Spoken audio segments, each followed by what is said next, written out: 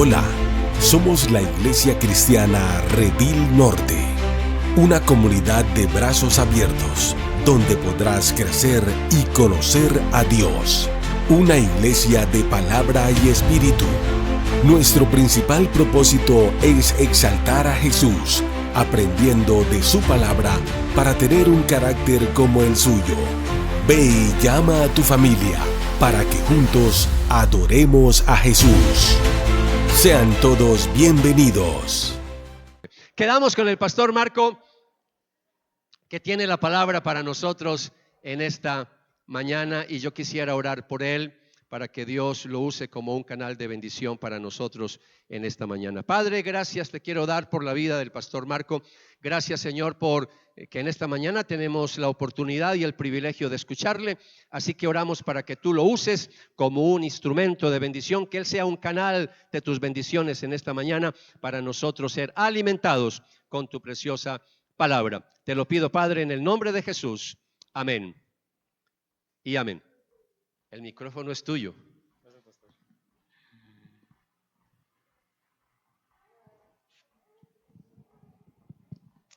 Muy buenos días, muy bienvenidos en esta mañana, donde el propósito es poder conocer más de la palabra del Señor y especialmente en esta mañana poder dimensionar un poco más lo que es el amor de Cristo. Hablamos del amor de Cristo, leemos del amor de Cristo en la palabra, pero hay veces no alcanzamos a dimensionar, como cantábamos ahora, lo ancho y lo profundo de ese amor, y eso es lo que pretendemos en esta mañana. Y estamos terminando el mes de septiembre, y no solo es el mes donde ya se siente que viene diciembre, como dice la cuña radial, sino que es el mes de los enamorados. Es titulado como el mes de los enamorados, donde rosas, peluches, chocolates se ofrecen en este mes, y aún algunos que se quieren cuidar un poquito más, frutas, como para, ¿cierto?, no engordarnos un poquito más. Y también los grandes sectores del comercio aprovechan esta época, claro, para el tema de las ventas. Y también cuando hablamos del tema del amor, aparecen algunas definiciones de pronto un poco planas o un poco vagas en cuanto a realmente qué es el amor. Definiciones como que es un sentimiento intenso del ser humano que, partiendo de su profunda necesidad, busca satisfacerla ¿con qué? Con alguien.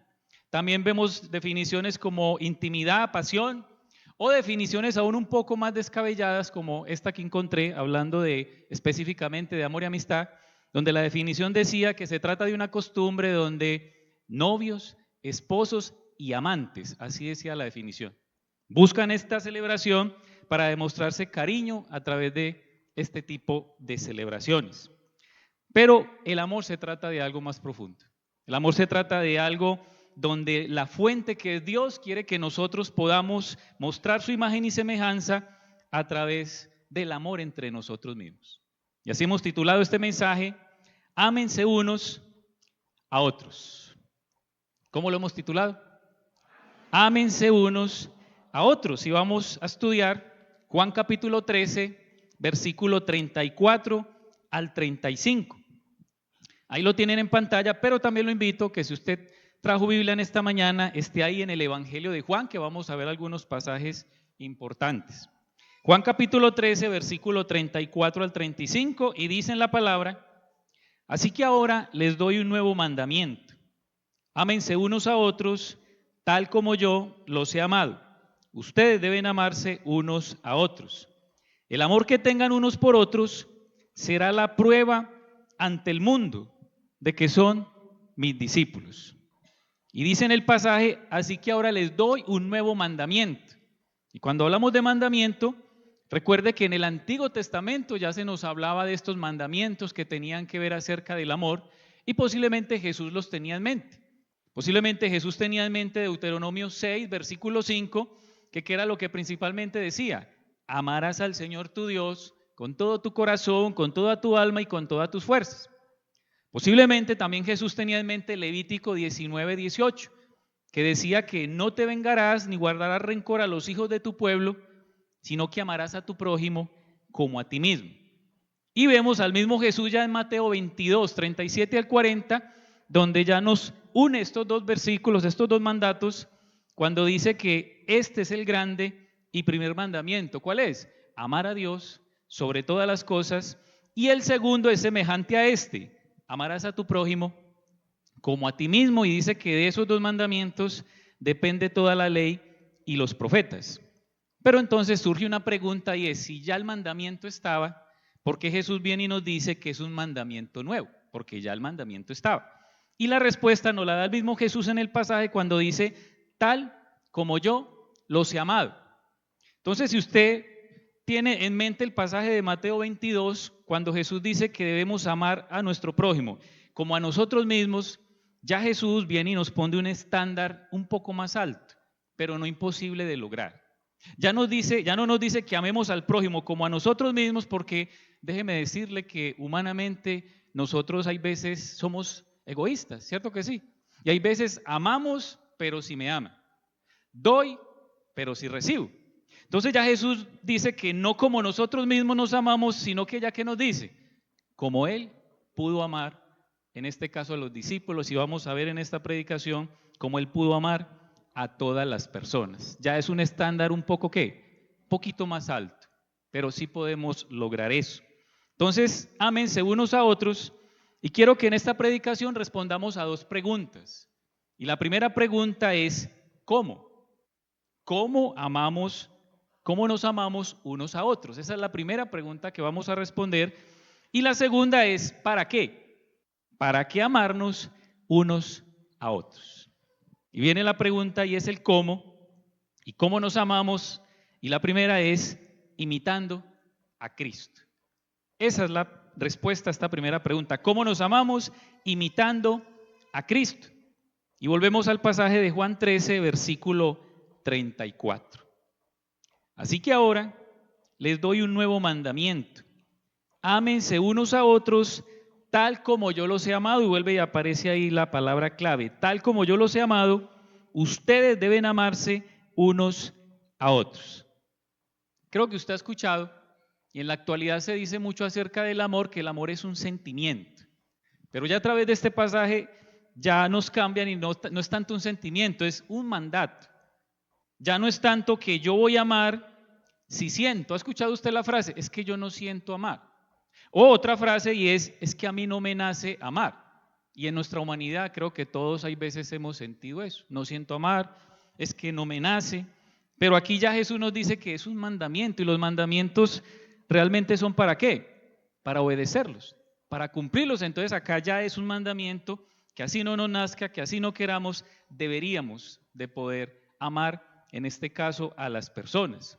Y para entender un poco cómo fue que Jesús pudo amar, en este caso a sus discípulos, en este caso a la humanidad, necesitamos ver el contexto de Juan capítulo 13, versículo 34 al 35.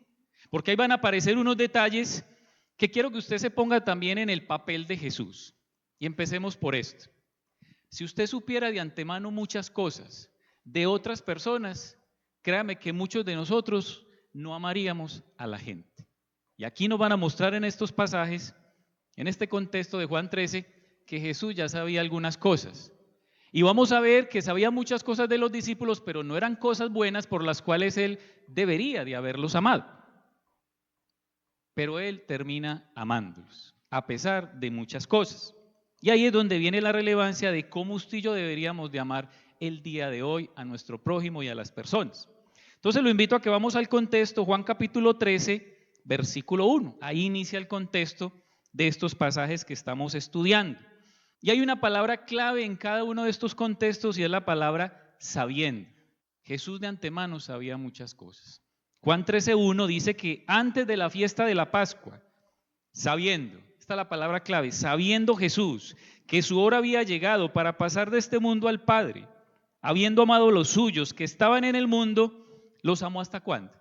Esa es otra palabra clave que yo quiero que no la desconecte del sermón. Los amó hasta el fin. Hasta el fin los pudo amar. Entonces aparece la palabra sabiendo. ¿Qué sabía Jesús en este primer versículo? Jesús sabía que lo iban a matar. Eso era lo primero que él sabía, que lo iban a matar. También sabía que la mayoría de los discípulos, que en el mismo contexto dice que los amó hasta el fin, ¿sabe qué sabía? Que lo iban a dejar solo. Entonces ya empieza la relevancia de ¿Cómo puedo yo amar hasta el fin a alguien que ya sé que me va a hacer muchas cosas y no van a ser cosas muy productivas? O emocionalmente no me van a hacer sentir muy bien, pero Él los amó hasta el fin. Y la evidencia de que los amó hasta el fin, pero que lo iban a dejar solo, aparece también en Juan. Lo invito a que busque, no está en pantalla. Juan capítulo 16, versículo 32. ¿Y por qué quiero leer este pasaje? Porque lastimosamente aún entre nosotros como cristianos es una palabra de ánimo, pero hay veces se volvió una frase de cajón. La mencionamos, pero hay veces realmente no creemos que esto es una realidad en nuestra vida. Juan 16, versículo 32. Y mire lo que dice. Miren, la hora viene y ya ha llegado, en que serán esparcidos cada uno por su lado. ¿Y qué dice Jesús? Me dejarán solo. Y sin embargo, no estoy solo porque el Padre está conmigo. ¿Cree usted que esta promesa es también para cada uno de los que hoy tenemos al Señor? Y créame que hay veces va a pasar lo que le pasó al Señor. Nos van a dejar solos, nos van a abandonar, nos vamos a sentir que no valemos. Pero ¿cuál es la promesa? ¿Que quién está con nosotros? El Señor. Entonces no lo vuelvo una frase de cajón. Cuando usted le pase este tipo de situaciones, recuerde, Señor, tú estás conmigo. Y aun cuando uno lee este contexto de que él quedó solo, pero el Padre estaba con él, ahí viene un versículo que también es de mucha relevancia, que creo que usted lo conoce, y es cuando al final, antes de la muerte de Jesús, ¿cuál fue la palabra que él dijo? Padre, ¿por qué me has abandonado? Porque ahí era el momento preciso, porque él iba a llevar los pecados suyos y mí. El único momento donde el Padre tuvo que abandonarlo. Seguimos en el contexto, Juan 13:3. Mire otra situación que Jesús sabía. Jesús, sabiendo que el Padre había puesto todas las cosas en sus manos y que de Dios había salido y a Dios volvía. Jesús sabía que todo estaba en sus manos. ¿Qué sabía Jesús a través de esto? Él sabía que Él era Dios en la tierra. Él lo sabía. Jesús también sabía que volvía al cielo, donde iba a estar ¿qué? Mucho mejor. ¿Qué necesidad tenía Él de prestarse a todo este tipo de cosas, de sufrimiento, solamente para mostrarle amor a las personas? Pero Él sabía ese lugar de privilegio que Él iba a tener y sabía que iba a volver al lugar del cual había venido. Seguimos en el contexto, Juan 13, versículo 11. Porque sabía quién lo iba a ¿qué? A entregar. Solamente que cuando usted y yo leemos estas historias, como ya usted y yo conocemos el final, ¿qué sabemos usted y yo? Que Judas lo iba a entregar. Entonces se pierde como la dimensión de todo lo que Dios quiere enseñarnos a través de estos pasajes. Es más, vamos a ver ahorita que aunque usted y yo sabemos que el que lo iba a traicionar era Judas, dice en el contexto que los discípulos ninguno sabía quién lo iba a traicionar. Y por eso es que todos se miraban y se preguntaban, ¿seré yo? La frase que, ¿seré yo, Señor? Todos pensaban quién es el que lo va a entregar. Entonces, ¿qué sabía Jesús? Sabía que Judas lo iba a entregar. Y sin embargo, ¿qué dice en el versículo 1? Los amó hasta el fin. También Jesús sabía que iba a empezar su sufrimiento. Hay veces cuando en nuestras vidas va a empezar algún sufrimiento, es donde menos queremos amar a la gente, es donde menos queremos saber de la gente, porque es que yo estoy sufriendo. Y la gente a veces no entiende mi sufrimiento.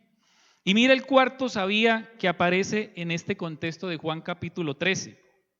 Juan 13, versículo 37 al 38. El contexto posterior del pasaje que estamos viendo de Juan 13, 34 al 35. Y mire lo que dice el versículo 37. Pedro le dijo, Señor, ¿por qué no te puedo seguir ahora mismo? Yo daré mi vida por ti. Creo que hoy habemos muchos Pedros que prometemos muchas cosas al Señor, con el Señor hasta el fin, pero luego hacemos lo que hizo Pedro. ¿Qué hizo Pedro? Versículo 38. Jesús le respondió, ¿tu vida darás por mí? Y el pasaje es como muy plano ahí en su lectura y uno trata como, bueno, ¿y cómo habrá sido la expresión de Jesús? Y de pronto pues no alcanzamos a dimensionar, pero yo hice el ejercicio como si fuéramos nosotros en nuestra humanidad. Yo no sé usted, pero yo me hice el ejercicio. ¿Qué hubiera dicho yo? Oigan a este, que dar la vida por mí. O de pronto, hay veces hubiéramos hecho de pronto una expresión, hubiéramos puesto la mano en la cara, la vida por mí. ¿Y qué dice luego? en verdad te digo, el cuarto sabía, Jesús sabía que Pedro lo iba a negar. En verdad te digo que no cantará el gallo sin que antes me hayas negado, no solo una, sino ¿cuántas? 3 veces, pero dice que a pesar de eso, los amó hasta el fin. El amor de Jesús es muy profundo y hay veces por nuestra naturaleza caída no alcanzamos a imaginarlo. Entonces Jesús, sabiendo todo esto, hizo algo donde viene una enseñanza muy bonita para nosotros y es de cómo. Recuerda que estamos respondiendo al cómo debemos amar a los demás. Y vaya haciendo también el ejercicio. Si usted supiera estas 4 cosas que van a venir sobre su vida, ¿usted qué haría? Piense, no tiene que responder. ¿Usted qué haría sabiendo todo esto? Creo que la vida emocional de nosotros estaría ¿cómo? Por el piso. Pero mire lo que hace Jesús. Juan 13, versículo 4 al 5. Se levantó de la cena y se quitó el manto, y tomando una toalla se la ciñó. Luego echó agua en una vasija y comenzó a lavar los pies de los discípulos y a secárselos con la toalla que tenía ceñida. Lo que usted y yo, lo menos que quisiéramos hacer es servir, ayudar y amar a la gente después de uno saber que esa misma gente nos va a hacer cosas que no nos van a gustar mucho, para poder dimensionar un poco este amor. Entonces el amor de Jesús es un amor que, mire ahí tiene en pantalla algunos puntos de qué es el amor de Jesús. Es un amor que no guarda rencor. Y creo que ya empezamos a dimensionar que es una realidad, no guarda rencor. Es un amor que no paga mal por mal. Es un amor que no es orgulloso y usted ahorita se va a dar de cuenta por qué. Porque aquí Jesús empieza a dar también a romper con todo orgullo y es porque Él empieza ¿qué? A servir, a pesar de todo lo que le iban a hacer. El amor de Jesús es un amor desinteresado. ¿Por qué desinteresado? Por un momento piense y haga el ejercicio en su mente. ¿Qué iba a recibir Jesús de sus discípulos? ¿Sabe qué era lo que más iba a recibir? Problemas. Es un amor desinteresado. Y es un amor que nos debe llevar a la acción y el mismo pasaje lo muestra. ¿Cómo a la acción? Se levantó, se quitó, tomó, se ciñó, echó agua y comenzó a lavar los pies. Es un amor que lleva a la acción y es el amor que nos debería llevar a nosotros a la acción. El amor de Cristo en nuestras vidas no es solamente el amor que repetimos mucho, te amo, te amo, te amo, sino es un amor que lleva a la acción. Es el amor que a los que tenemos hogar, tenemos un cónyuge, no solamente le decimos amor, te amo tanto, vamos para el cuarto, sino que es el amor que le dice, amor, te amo tanto, hoy te voy a ayudar en la casa a barrer, a trapear, a lavar. Eso como que no funciona mucho, pero dice que es un amor que puede servir. Es un amor que se da a los demás. Y cuando hablamos de que es un amor que se da a la acción, no piense solamente en la iglesia local, piense en sus propios hogares, porque la mayoría de nosotros ya tenemos hermanos en Cristo, ¿dónde? En el mismo hogar. Esposa, hijos, familia, ya en ese mismo hogar está para nosotros poder mostrar ese amor en acción. Y hay una pregunta que quiero que la mire ahí en pantalla y medite por unos segundos en ella y genere esta pregunta para tratar de dimensionar un poco la posibilidad del amor que estaba mostrando Cristo acá. ¿Cómo amas a tus hermanos en Cristo? Sabiendo, porque esa es la palabra clave, sabiendo que te van a hacer cosas que te van a dañar, que te van a hacer sentir mal. Ya usted lo sabe de antemano. ¿Cómo reaccionaría usted? Porque eso es lo que Jesús en el contexto ya sabía todo eso. Él ya sabía. Y vienen acá a mi mente algunos ejemplos que de entrada le digo que posiblemente esto no nos pasa a nosotros, de pronto a los del sábado que asistieron ayer. Ejemplos como cuáles. Amas a tus hermanos sabiendo que hablan mal de ti y de tu familia y tú lo sabes. Amas a tus hermanos cuando les vas a prestar dinero que sabes que no te van a pagar. Amas a tus hermanos cuando los saludas y sabes que no te van a responder de la misma manera. Amas a tus hermanos cuando les hablas en buenos términos y sabes que en una situación igual te van a responder muy mal. Amas a tus hermanos cuando les ofreces hospitalidad y sabes que cuando los visites ni un vaso de agua te van a dar. Y soy un poco extremista con estos ejemplos, pero es para dimensionar en nuestra humanidad caída cómo fue el amor de Cristo realmente. Cómo Él pudo responder a pesar de que no era tan amado en muchos momentos por los mismos discípulos. Y vemos aquí ya una conexión entre el amor, el servicio y la humildad. Sí o sí, eso va ahí en esa combinación, en esa receta. Amor, servicio y humildad. Ese es el amor de Cristo, que es el amor que usted y yo deberíamos ¿de qué? Deberíamos de imitar. Es difícil, pero no imposible. Y el Señor cada día hace más la obra en nosotros para que podamos entender de este amor y poderlo mostrar a nuestros hermanos. Y según este contexto, no es porque lo merezcan. Nosotros hoy tenemos el amor de Cristo porque lo merecemos. No. ¿Pero por qué lo tenemos? Por su gracia. Entonces, como hemos recibido de gracia, ¿qué deberíamos de hacer?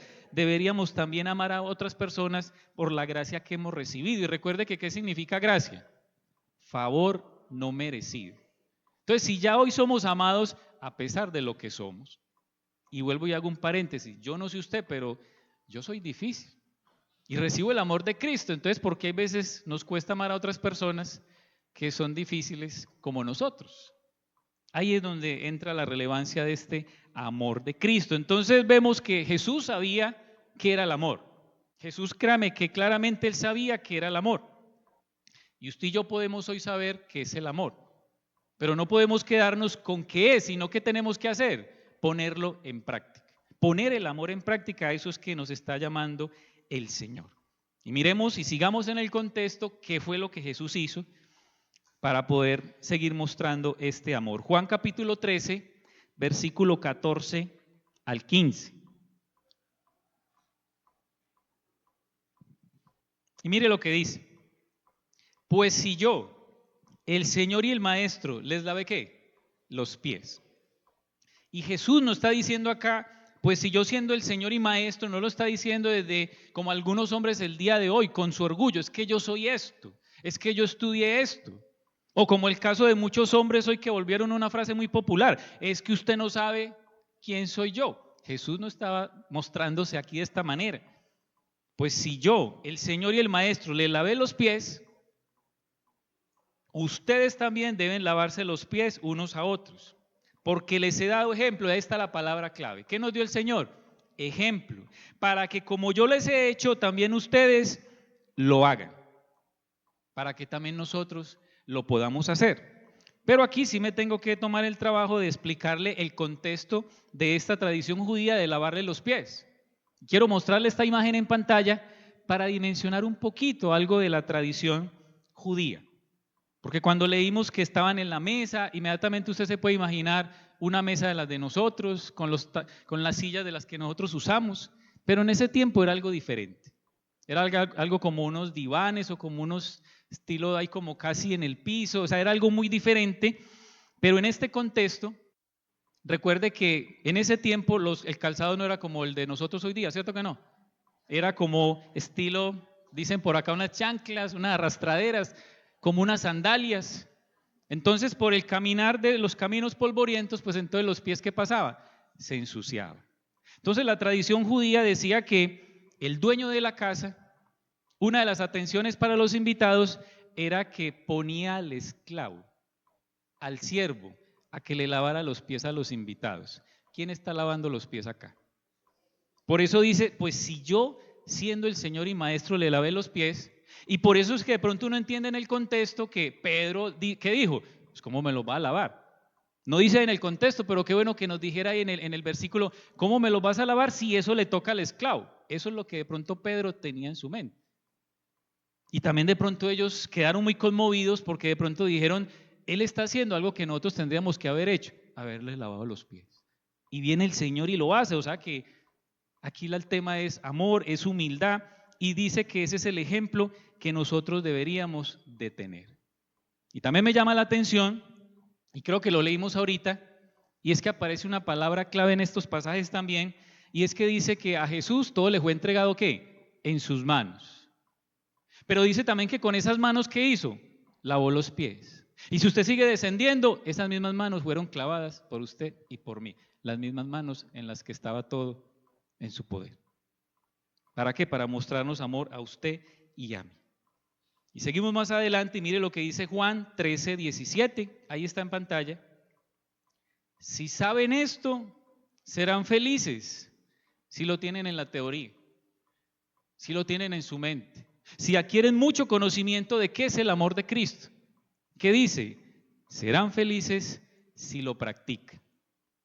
Seremos felices si practicamos el amor y el servicio que Cristo nos está mostrando. Y ahí es donde humanamente más quedamos descabezados, como dice el dicho, porque la mayoría de nosotros, ¿cuándo es que más queremos amar? ¿Cuándo es que más queremos servir? Cuando estamos felices.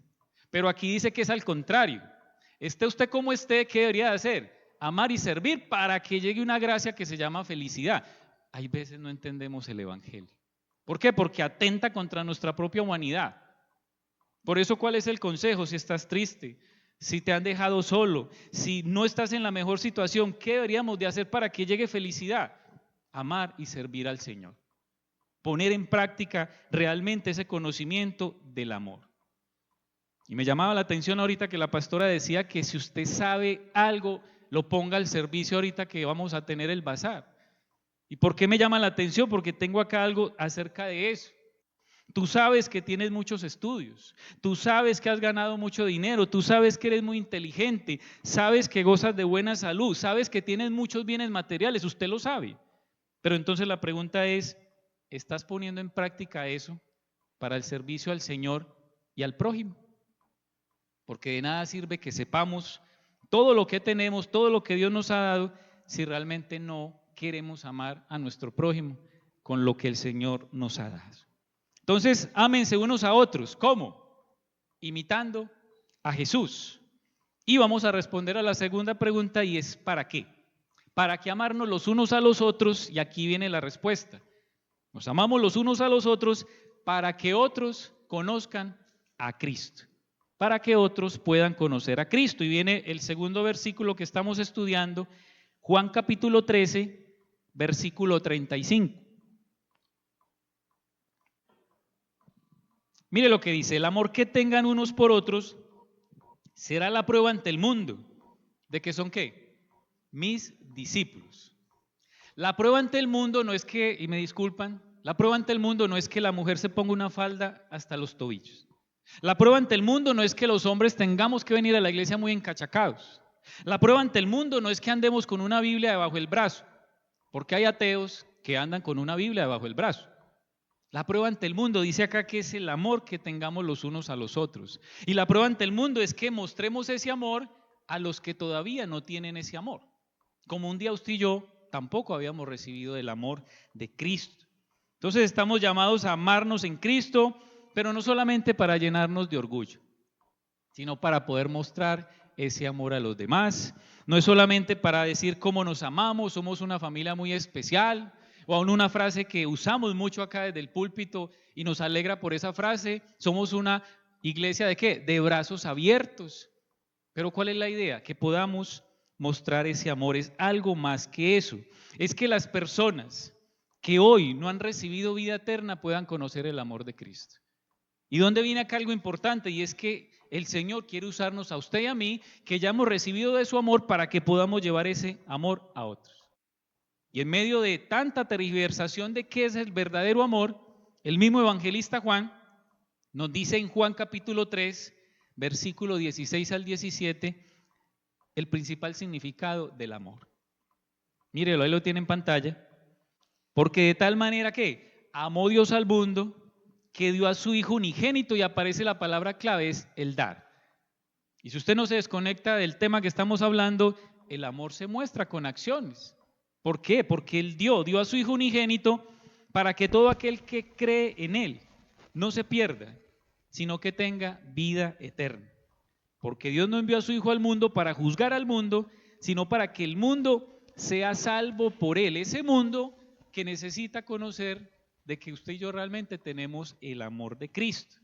Entonces, cosas importantes que salen de ahí es que el amor de Dios ya se empieza a traducir ¿en qué? En salvación. El amor de Cristo se traduce en salvación. También que el único camino para la salvación es ¿quién? Es Cristo. Y por eso es que el evangelio choca en muchos momentos, porque usted le va a compartir a personas que ellos hace muchos años están creyendo que el único camino para salvarse es otra cosa menos Cristo. Entonces viene el choque, pero ahí es donde el amor de Dios puede hacerse real en las personas. Y Dios va a salvar a muchas personas que hoy están en el pecado. ¿Cuándo? cuando usted y yo les podamos hablar del amor de Dios, que ¿cómo se llama? Jesús. Muchas personas van a ser salvas. Y el mismo Jesús nos muestra en el mismo capítulo 13, que son los pasajes que hemos estado estudiando, y Él les dice a los discípulos la forma en que otros pueden conocer ese amor. Mire lo que dice en Juan capítulo 13, versículo 20, ya cada vez llegamos más a los pasajes de ámense los unos a los otros, que es el contexto que nos ha tocado en esta mañana. Mire lo que dice Juan 13, 20. En verdad les digo que el que recibe al que yo envíe, ¿me recibe a quién? A Cristo. Y el que me recibe a mí, recibe a aquel que me envió. Y eso parece ser como una paráfrasis de un pasaje que ya también usted conoce mucho, que es Juan 1:12. Pero a todos los que lo recibieron, les dio el derecho de llegar a ser ¿qué? Hijos de Dios, es decir, a los que creen en su nombre. De ahí de pronto la frase que usamos mucho, reciba al Señor, porque la gente debe de recibir, y recibir es sinónimo de ¿qué? De poder creer en el único camino, que es Cristo. Y cuando vemos estos pasajes, viene como ese orden del plan de salvación. ¿Y sabía usted que en ese orden del plan de salvación entramos usted y yo? ¿Sí lo sabía? Entonces mire el orden. El Padre envía a Jesús, eso es lo que nos dice el contexto de Juan 13. Jesús envía a sus discípulos. Los discípulos le hablan al mundo perdido. ¿Y quién es el que los va a convencer? El Espíritu Santo de Dios. También dice en Juan 16:8 que cuando el Espíritu venga y ya está en nosotros, ya está entre nosotros, dice que convencerá al mundo de pecado, de justicia y de juicio. ¿Usted se ha dimensionado en algún momento el privilegio de hacer parte del plan de Dios? Uno de los atributos de Dios es que Él es todopoderoso. ¿Cree usted que Él puede salvar a la gente como Él quiera, cuando quiera y a la hora que Él quiere? Pero Él ha dispuesto que usted y yo hagamos parte del plan. Por eso Jesús dice también en Juan 17:18, pueden buscarlo, no está ahí en pantalla, Juan capítulo 17, versículo 18, y algo interesante de esta temática es que todos estos pasajes están en el mismo evangelio. No hemos salido de la idea central del evangelista Juan al mostrarnos a Jesús como Dios en la tierra, pero con un propósito, y es de poder salvar a los que están perdidos. Juan 17:18, como tú me enviaste al mundo, yo también ¿qué? Yo también los he enviado al mundo. Ya nosotros hemos sido enviados. Y mira ahí en pantalla lo que dice en el mismo contexto Juan 17, versículo 20 al 21. Pero no ruego solo por estos. ¿Estos son quiénes? Los que ya tienen al Señor, sino también por los que han de creer en mí. Ese han de creer está hablando ¿de qué? De futuro. El futuro de muchos que creyeron después de los discípulos, pero también el futuro de muchos que van a creer hoy. ¿Por la palabra de quiénes? Dígalo, de nosotros. Por la palabra de nosotros. Muchas personas van a creer por la palabra de nosotros. Para que todos sean uno, como tú, oh Padre, estás en mí y yo en ti. Que también ellos estén en nosotros, para que el mundo crea que tú me enviaste. El mundo va a creer que Cristo fue enviado a través de usted y de mí. ¿Por qué? Porque ya la palabra del evangelio está en ¿quiénes? Está en nosotros, y ya Dios quiere que usted y yo podamos compartir. Entonces Juan, de una manera muy magnífica y magistral, nos dice que el verdadero amor sí o sí nos conecta ¿con qué? Con salvación. Ya inmediatamente nos conecta con salvación, y al igual que los discípulos que eran pecadores, pero recibieron el amor de Jesús, y como dice en la tarjetica que usted recibió al inicio, el amor de Cristo transforma. El amor de Cristo no nos deja igual como nosotros éramos. El amor de Cristo hoy sigue haciendo una obra en nosotros. Y me llama la atención cómo ese amor transforma, porque de pronto usted y yo hay veces nos sentimos indignos. O hay veces decimos, ¿y será que alguien sí me va a prestar atención? ¿Y será que alguien sí va a prestar atención cuando yo entregue ese volante ahora por la tarde? O cuando yo les diga, Cristo te ama. ¿Será que alguien sí me va a prestar atención? Pues dice en los contextos que hemos leído, los que han de creer en mí por la palabra de ellos. El amor de Cristo transforma. ¿Usted recuerda quiénes eran cuando dice por la palabra de ellos? ¿Usted recuerda quiénes eran ellos? Eran personas iguales a usted y a mí. O de pronto éramos peor que algunos de ellos. Por la palabra de ellos han de creer muchas personas. ¿Y quiénes eran ellos? Y ahí tenemos a un Pedro y Andrés, que eran hombres pescadores. Posiblemente por su oficio eran hombres que rudos, eran hombres de pronto un poquito más extrovertidos que usted y que yo, eran hombres de pronto por su carácter un poco rudos.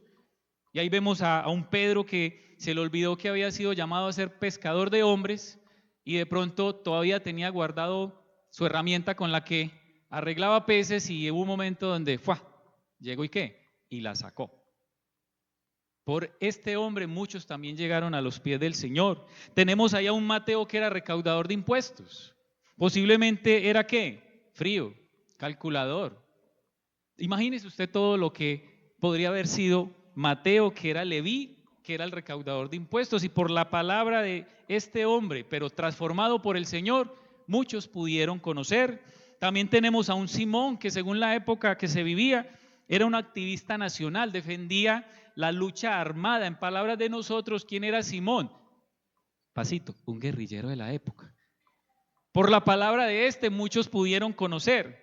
Tenemos también a Santiago y Juan, que posiblemente eran como un poquito ambiciosos, porque la madre de estos fue la que les dijo a Jesús: Señor, uno a la derecha y otro a la izquierda allá en el reino.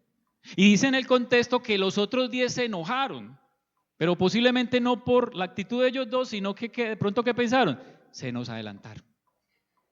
Todos posiblemente eran ambiciosos, y por la palabra de ellos muchos pudieron conocer al Señor. Pero aquí ya llegamos al caso de un personaje que creo que ya usted en su mente tiene. A Judas no lo amo hasta el final. Creo que ya usted tenía en su mente, no, pero entonces a Judas no lo amo hasta el final. Y dice en Juan 6:70, yo los escogí a ustedes 12, pero uno de ustedes es un diablo. Dice así literalmente en la Nueva Biblia de las Américas, pero uno de ustedes es un diablo.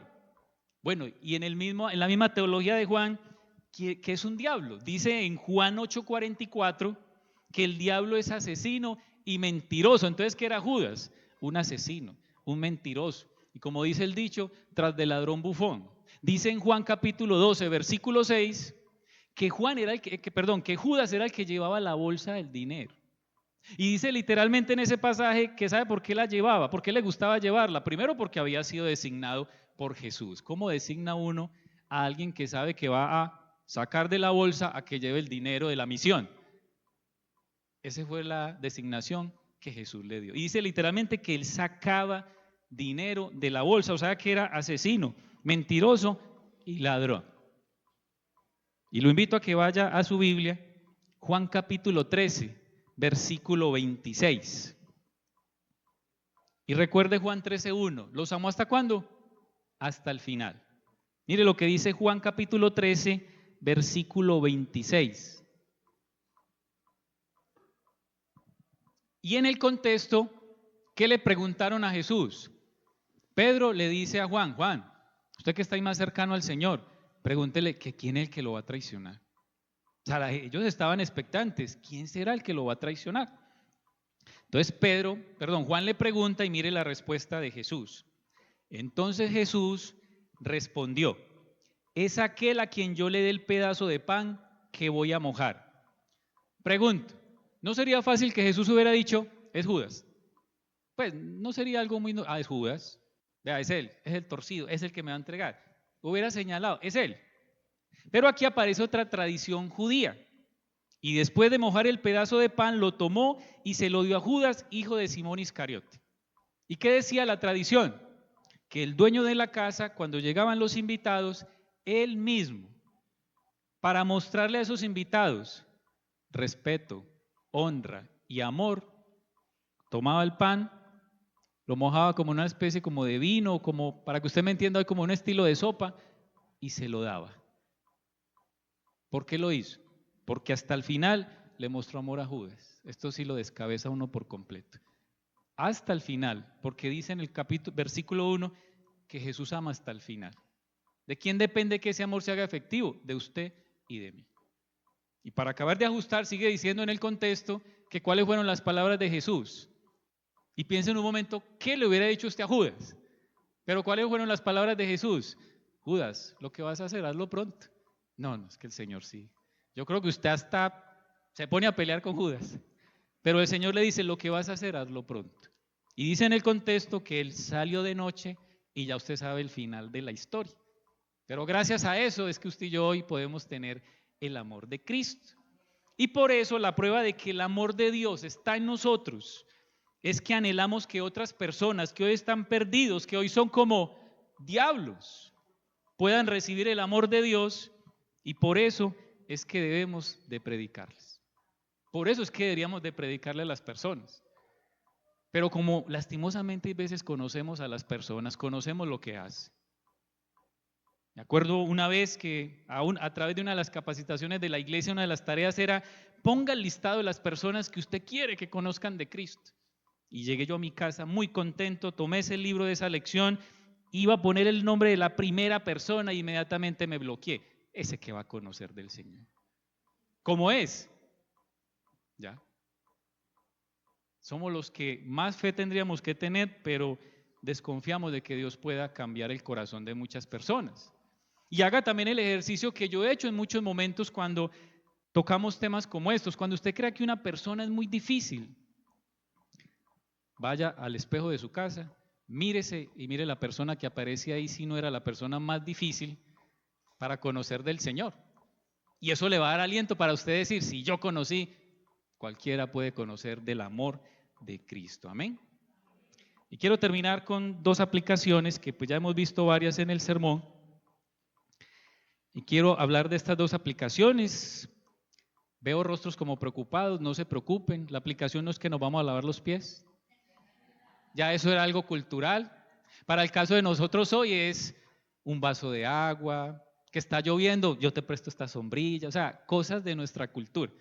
Entonces, descansen, no nos vamos a lavar los pies. Y la primera aplicación es: obedece a Dios como muestra de que has entendido ¿qué? Su amor. Desde el Antiguo Testamento, la muestra del amor a Dios era ¿qué? La obediencia. ¿Qué es lo que hay veces más nos cuesta a nosotros los cristianos? La obediencia.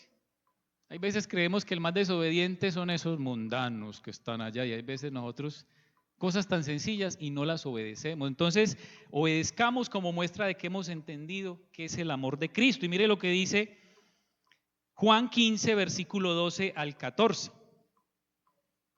Y vuelve Jesús y usa la misma palabra y es mandamiento.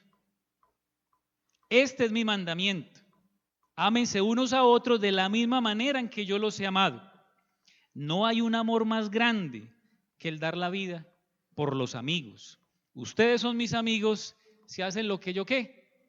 Les mando. Mire la conexión entre mandamiento y obediencia. Es la mejor muestra de que realmente usted y yo amamos al Señor. Y también vemos aquí algo relevante en el contexto, y es al tipo de personas que están escuchando a Jesús. En ese contexto, muchos de los fariseos, muchos de los maestros de la ley, muchas de las personas, como eran tan celosos de la ley, ellos hasta pensaban que por la ley y las demandas ellos hasta la vida darían, pero no por un amigo. Y aquí Jesús viene y les cambia todo. No hay amor más grande que dar la vida por las personas. Y en este caso por la persona ya más allegada, que es la persona que ya ha recibido al Señor. Y posiblemente aquí dice que dar la vida, y de pronto usted y yo, como Pedro, decimos, pero no vamos a dar la vida por nadie. Pero para el contexto de nosotros, usted se ha puesto a pensar qué es la vida suya y mía. Y hay tres cosas que las hemos mencionado mucho y usted ya las sabe. Nuestra vida son tres cosas, y es tiempo, tesoro y talento. Esa es la vida suya y mía. Físicamente no moriremos por alguien, pero ¿será que estas tres cosas que son nuestra vida sí las estamos dando por los amigos, por mi familia, por Cristo, por la iglesia? Tiempo, tesoro y talento. Esa es nuestra vida el día de hoy. Y lo segundo, ama a los perdidos, llevándolos ¿a quién? A la iglesia, llevándolos a Cristo. Y si vienen a la iglesia, maravilloso, para que conozcan de Cristo, llevándolos a Cristo. Entonces, cuando nos amamos unos a otros, ese amor necesariamente nos debe llevar, según lo que hemos visto, necesariamente nos debe llevar ¿a qué? A hablarle a los demás, a que puedan experimentar la salvación que ya usted y yo tenemos. Y mire lo que dice Primera de Juan, Palabras del mismo evangelista, solamente que ya aquí en la primera carta, primera de Juan 4, versículo 10. Mire lo que dice, ahí lo tienen en pantalla. En esto consiste ¿qué? El amor. No en que nosotros hayamos amado a Dios, sino en que Él nos amó a nosotros y envió a su Hijo como propiciación por nuestros pecados. Dice la traducción lenguaje actual, para que nosotros fuéramos perdonados por medio de su sacrificio. Hay veces el evangelio lo vemos como al revés. Dice acá que no es que nosotros hayamos amado a Dios, fue que Él nos amó primero. Hay veces vemos el evangelismo como que, venga, reciba al Señor, pobrecito Jesús, venga, recíbalo por favor. No, es que Él quiere amarnos primero a nosotros porque no somos merecedor de ese amor. Él quiere amar a la humanidad, pero tenemos que disponernos. Y mire lo que dice más adelante el versículo 14 de este mismo contexto. Y nosotros hemos visto y damos ¿qué? El amor de Cristo se testifica. Si ya hemos recibido ese amor, ¿qué tendríamos que hacer? Testificarlo. Y damos testimonio de que el Padre envió al Hijo para ser el Salvador del mundo. Y si usted mira el 10 y el 11, podríamos hacer una conexión. En esto consiste el amor, en que demos testimonio de que Cristo es el Salvador. Eso es lo que dice en ese contexto de Primera de Juan. En eso consiste el amor, que tenemos que testificar de que otros pueden ser salvos a través del amor de Cristo. Y así como en la Biblia nos habla de amor, también la Biblia nos habla de advertencia. ¿Y qué es lo que hacemos cuando queremos predicarle a las demás personas? Queremos advertirles de que hay una salvación eterna, pero también hay ¿qué? Hay una condenación eterna. Y eso es lo que hacemos cada vez que queremos hablarle a las personas. De pronto ya lo hacemos hoy de una mejor manera, ¿cierto? Posiblemente usted no va y le habla al que no tiene a Cristo, arrepiéntete, hijo del diablo. De pronto ya lo decimos de una manera más bonita, en el buen sentido, para mostrarle el amor del Señor. Aunque sabemos que literalmente si no son hijos de Dios, pues son hijos de otro padre. Pero es la forma que podamos mostrar ese amor. ¿Por qué? Porque el verdadero amor nos tiene que llevar a advertir del peligro. ¿Y cómo se llama el peligro? Infierno. Jesús es amor, y ¿sabía usted que es una de las personas que más habló del infierno en el Nuevo Testamento? Y Jesús es amor, pero es una de las personas que más habló. Lastimosamente, hay veces las personas quieren darle entendimiento a la Biblia o significado a la Biblia a través de la lógica humana. Y la Biblia no la podemos interpretar a través de la lógica humana. ¿Cómo así a través de la lógica humana? Pues hay veces nos ponen unos ejemplos que lógicamente en nuestra humanidad pues pueden ser factibles. Y creo que usted ha escuchado uno que es muy famoso y nos lo dicen mucho a los padres para hacernos la referencia que como Dios es tanto amor, Él no puede hacer eso con la gente. No ve que Dios ama a toda la humanidad. Sí, pero hay una condición. ¿Y cuál es la ilustración? Le preguntan a uno muchas veces, a ver Marco, ¿usted es papá? Sí, claro. ¿Usted tiene hijos? Sí. Si su casa se está quemando y sus hijos están ahí, ¿usted los va a dejar que se queme? ¿Cuál es la respuesta lógica que uno dice? No, yo entro y los saco y aprovecho y saco la mascotica que también tengo perrito, pero nadie se queme. Bueno, si Dios es amor, ¿cómo va? Es que la Biblia no se puede interpretar con nuestra lógica humana. La Biblia dice que Dios nos ama tanto, pero Él nos está advirtiendo para que podamos creer que Cristo es el camino. Y para el que no crea, pues ya usted sabe cuál es el destino. Entonces podamos advertirle a la gente de que Dios los ama y que Dios quiere lo mejor para ellos, y por ende es lo que queremos hacer hoy en la tarde, de poder mostrar el amor de Dios, de poder hablarle a otros de que en Cristo hay salvación. ¿Qué no vamos a encontrar? No sabemos. ¿Qué respuesta vamos a obtener? No sabemos. Yo ya tengo en mi mente arrimármele a los jovencitos que hay en el parque que cambian relojes. ¿Sí ha visto los jovencitos que cambian relojes en el parque? Los ancianitos. ¿Qué recibiremos? No sabemos, pero posiblemente haya muchas personas que estaban esperando eso. Que podamos hablarles del amor de Cristo. Entonces les animamos a que podamos poner en práctica ese amor que es muy grande. Un amor que usted y yo a veces no alcanzamos ¿a qué? A dimensionar. Pero como ya hemos sido salvados, ya los demás mirarán, ¿cierto? Hay veces pensamos como así, pero los demás Dios quiere que puedan conocer. Y termino con esta frase final. El amor es más que un sentimiento, lo hablamos al principio, ¿cierto? Es más que un sentimiento. El amor es Dios Y ese amor se nos manifestó en Cristo, pues su amor es más grande que cualquier cosa que usted pueda anhelar, desear o tener. Y creo que nos quedamos corticos aún con esta predicación para dimensionar el amor de Dios, que es demasiadamente grande.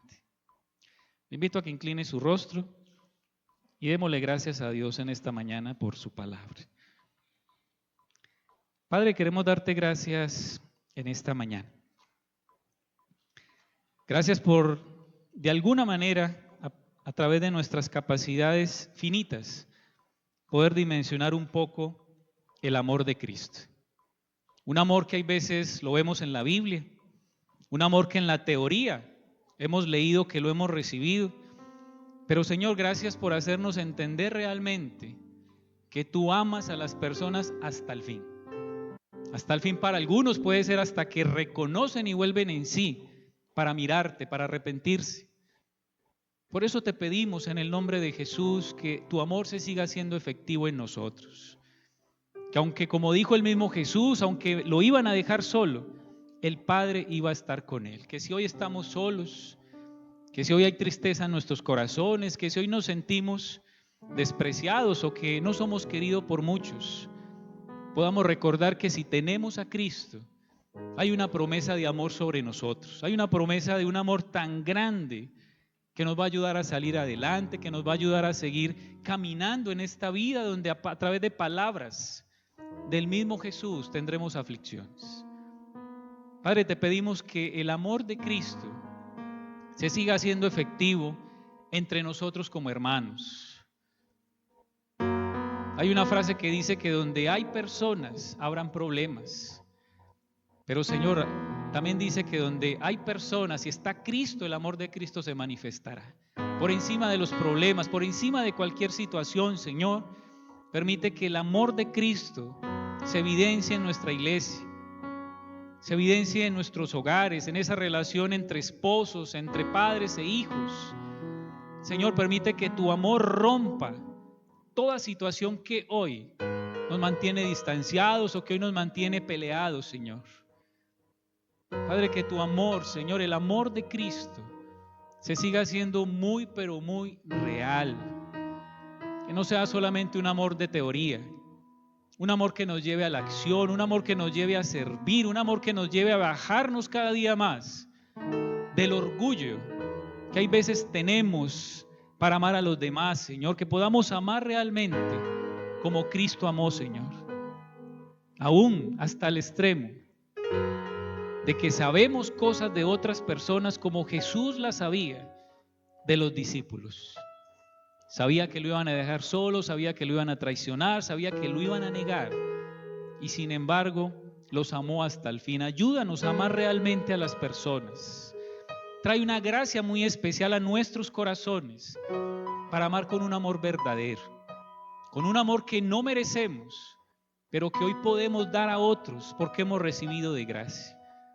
Sigue sanando nuestros corazones, sigue sanando cada una de las partes de nuestra vida donde esté la antítesis del amor en nuestras vidas, para que pueda llegar ese amor de Cristo a sanar, a restaurar y a llevarnos a seguir adelante, Señor. Y te pedimos también, Dios, que el Espíritu Santo que está en nosotros, que está entre nosotros, nos siga convenciendo de todo pecado, de juicio, de tantas cosas de las cuales es necesario arrepentirnos para que el amor de Dios se pueda hacer efectivo en la persona de Cristo Jesús. Te agradecemos en esta mañana, Dios, y queremos a través de este cántico seguir reflexionando en que el amor de Cristo es demasiadamente grande y que gracias a ti hoy lo podemos tener. Adoremos al Señor.